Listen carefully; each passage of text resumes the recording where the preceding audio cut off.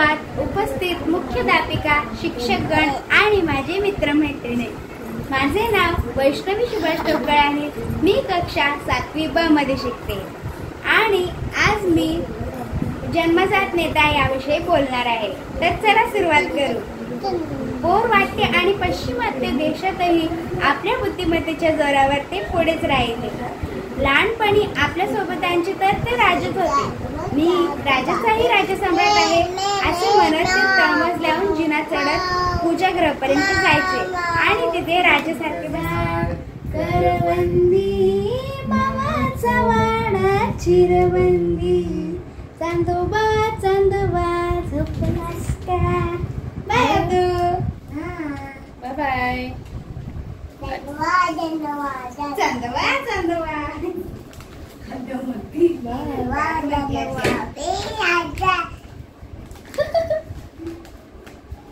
बोबडा कांदा आहे, बोबडा कांदा. काय करतो बोबडा कांदा तू? Hello, good evening. आद्या काय करतेय? माझी आज होती जनरल शिफ्ट आणि मी आता आले घरी. 6:30 वाजले. 6:30 वाजता घरी आले आणि आता 6:45 होत आलेले आहे. आणि ना आता मला चहा घ्यायचा आहे. जरा फ्रेश वाटेल चहा घेतल्याने, कारण झोप येते. आज असं फ्रेश नाही वाटत आहे. तू काय बोलते ग? दे किसी, दे किसी, दे मम्माला किसी. अशी देते ना तू. चिच्ची हॅलो कर. हॅलो, नमस्कार. नमस्कार. पैसे दे ना. कशाला पाहिजे तुला पैसे? पैसे आणि लिपस्टिक नाही लागते आमच्या आद्याला. खूप म्हणजे खूप. पैसे दे ना आणि लिपस्टिक दे ना. याच्याशिवाय तिला काही नको. मम्माने लिपस्टिक लावली की तिला पण लिपस्टिक पाहिजेच असते. बस शांत.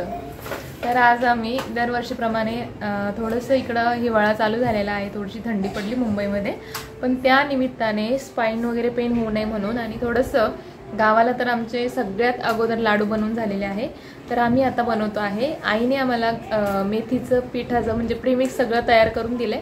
आम्ही फक्त त्याच्यामध्ये ड्रायफ्रूट्स, गूळ आणि तेल घालणार आहोत आणि आज ते लाडू बनवणार आहोत. तर ती रेसिपी तुमच्यासोबत शेअर करू, म्हणजे ती व्लॉग शेअर करू. रेसिपी ऑलरेडी मी शेअर केलेली आहे आपल्या चॅनलवरती.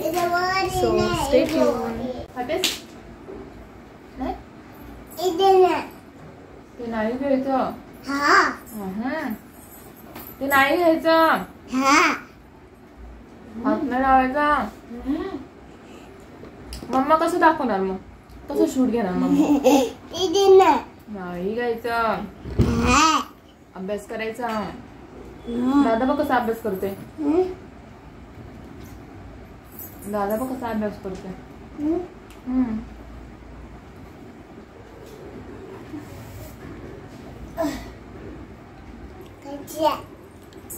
काय खायचंय? काय खायचं? हे मग काय खायचं? नको आहे.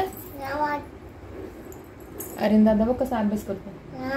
अभ्यास तू पण कर. अभ्यास कर. अभ्यास कर. बस तिथं अभ्यासाला.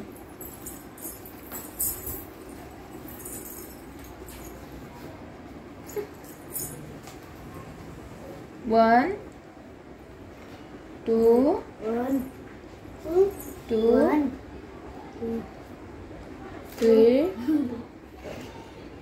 4.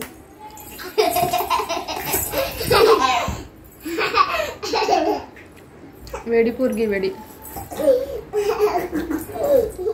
चहा पिऊन झाला त्यानंतर मी डायरेक्ट लागले स्वयंपाक करायला, कारण मग खूप लेट होतं आणि थंडीचे दिवस आहे, भूकसुद्धा लागते. तर वेळेवर जेवलेलं हे चांगलंच असतं.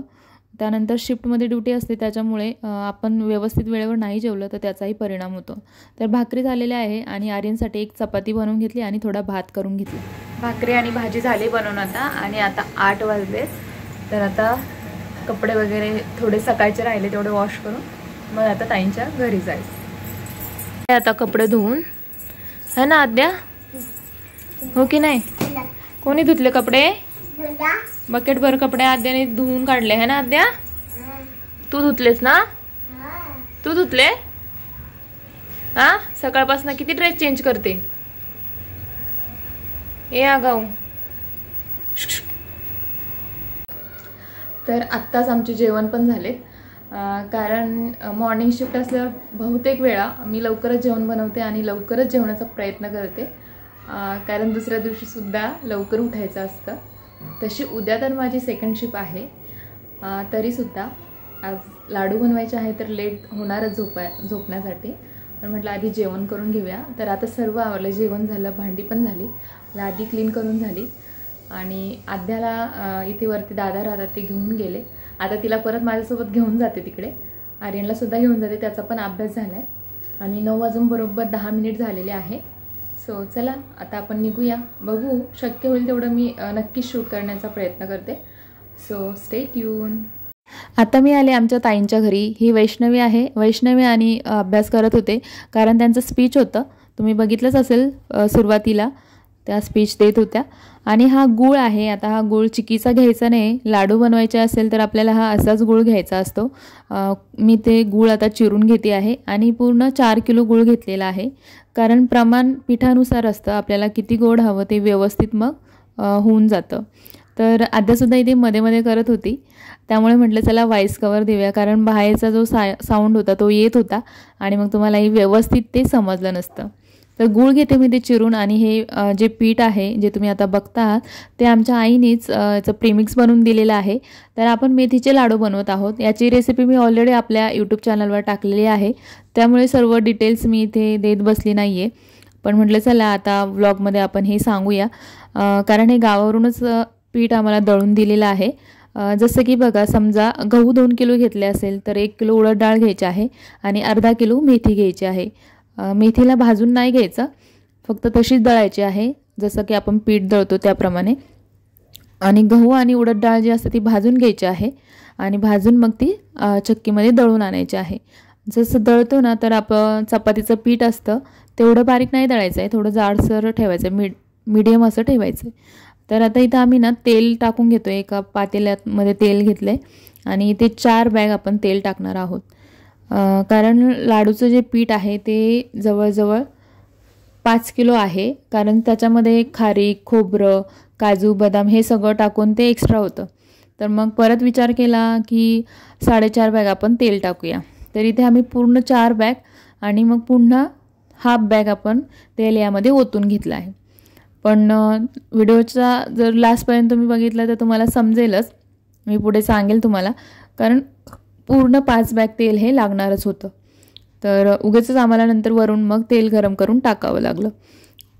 तेल थोडं गरम झालं की सिंपल प्रोसेस आहे, याच्यामध्ये ना गूळ टाकायचा आहे, जो आपण गूळ चिरून घेतला तो यामध्ये टाकायचा आहे आणि थोड्या वेळाने म्हणजे असं हलवत राहायचं आहे, जेणेकरून गूळ ना खाली बुडाला चिटकणार नाही. आणि गूळ जर चिटकला तर मग ते कडवट लागतं आणि लाडूची टेस्ट बिघडली जाते.